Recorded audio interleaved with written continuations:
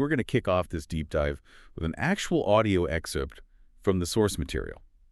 Now, at first, it might sound like a really aggressive business negotiation, but it reveals itself to be something much, much darker. Sound of a tense, aggressive business confrontation sourced from legal documents. I'm frustrated. It is very hard. No, I'm not going to consider it. It gets done. It gets finalized. I'm literally just saying to people, I've said what I can, but I'm being nice. Well, no, I'm not going to consider. I'm literally telling you what I'm reading from your handwriting. I'm literally telling you what you're writing to me. I misheard you then. I'm sorry I've upset you. I don't want you to be this raging toward me, please. Let's get the job done because you're being very unprofessional right now. And at the end of the day, I want the deal done. It's a bog standard contract.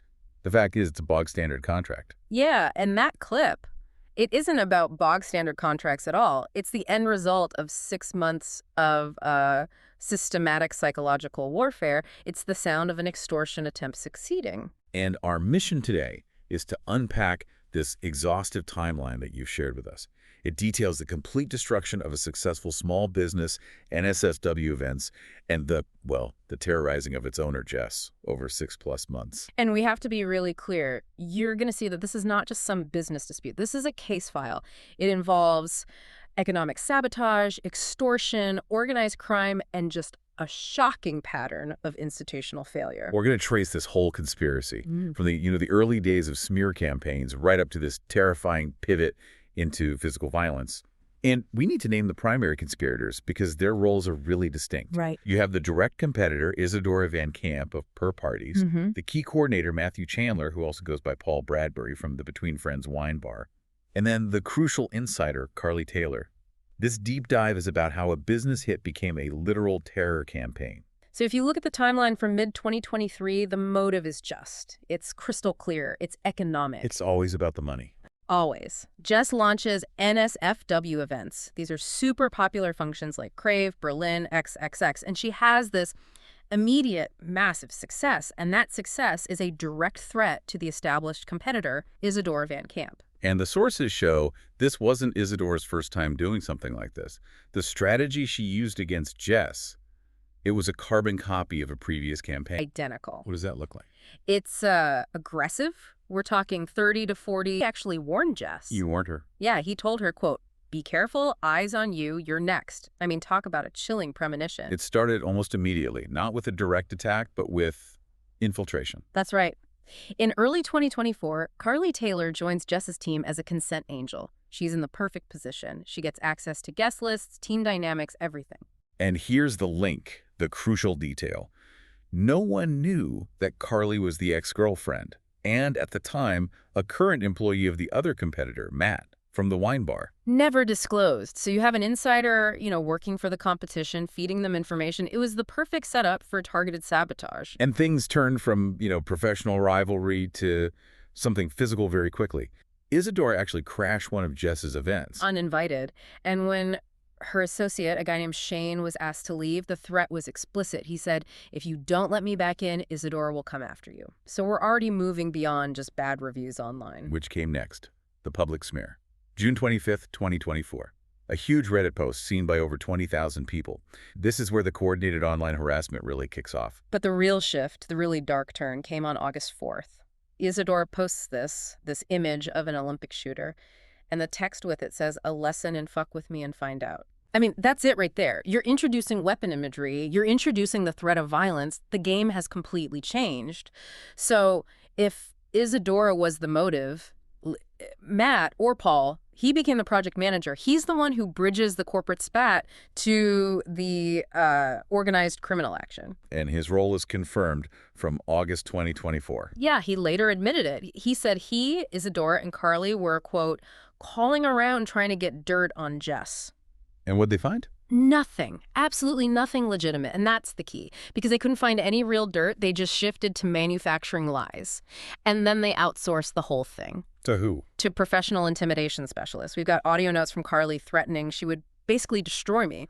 And then in November, it escalates. Sharply. They move in actual OMCG members, outlaw motorcycle gang members, into Jess's apartment building. Okay, that is a massive pivot. Going from online post to having a bikie gang in your building. I mean, how does that even happen? You need facilitator. And the source material points right to the building management. You're kidding. Not at all. The building manager, a woman named Delia, was a key facilitator. And get this. A discovery in December revealed that Delia lives right next door to the OMCG's base of operations in St. Kilda. She was connected to them before any of this started. Wait, so she knew who these people were? She knew she was putting an outlaw motorcycle gang next to a tenant who was already being threatened. The evidence is overwhelming.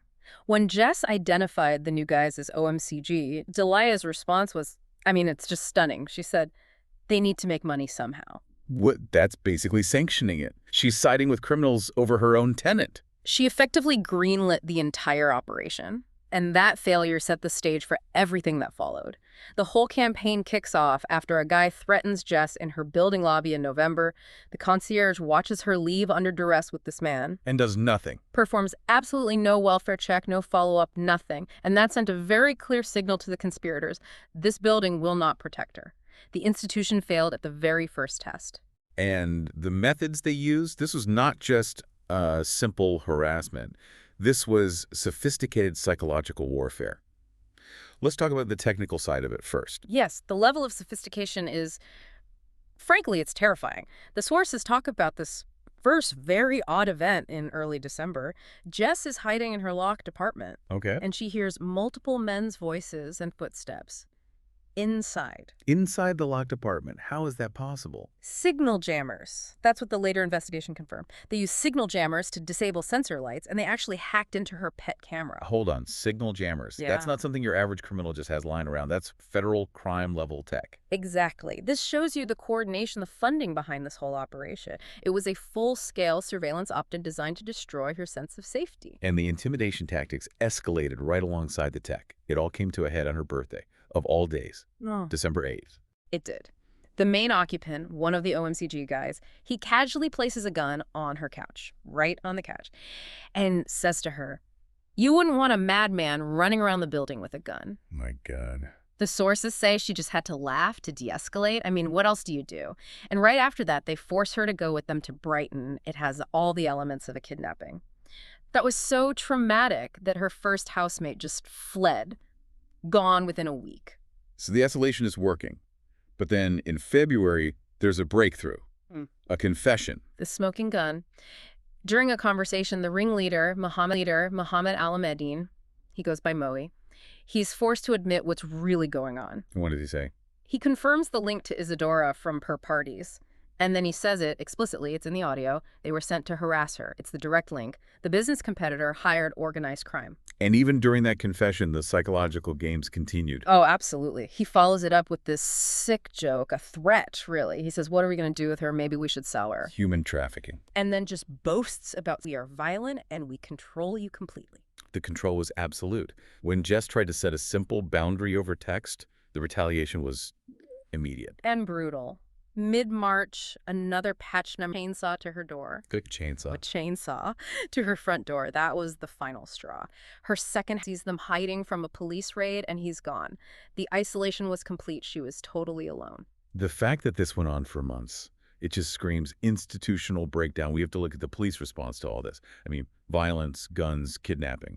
The pattern is deeply troubling. Victoria police consistently dismissed her reports. They called her paranoid, suggested she needed mental health help. It's just classic textbook gaslighting of a victim. But the sources show the police knew it was serious. There was a police stakeout weekend in February. Yes.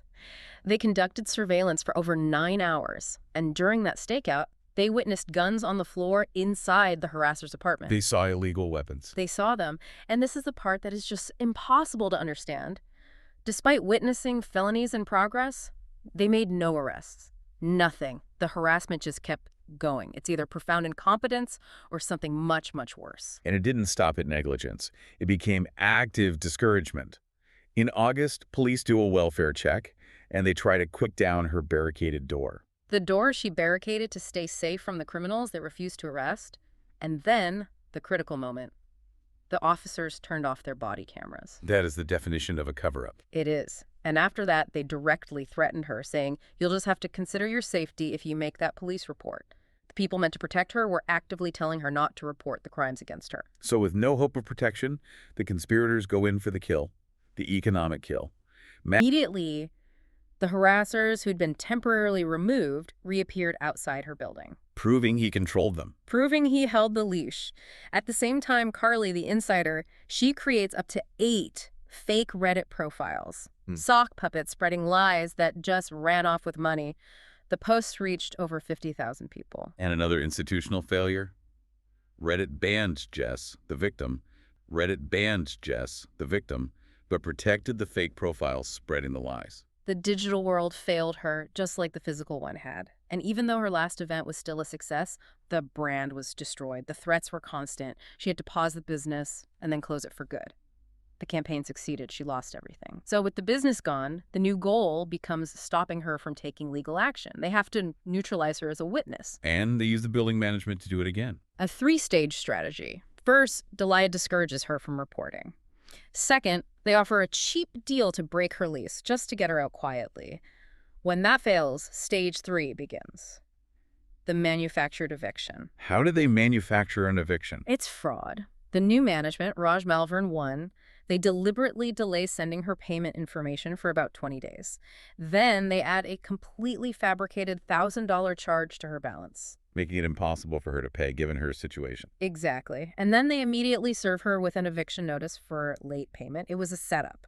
But she's fighting back. She filed a formal breach notice in December. This is the counterattack. And legally, that eviction is void. It's under Section 323 of the RTA, which protects tenants whose hardship is caused by personal violence, like a 6-month terror campaign. In fact, proper accounting shows the building actually owes her over $14,000. So we end this deep dive where she is right now, which is completely isolated. She can't leave her apartment. She's dependent on her new boyfriend for everything. And this is the final, chilling part of the psychological operation.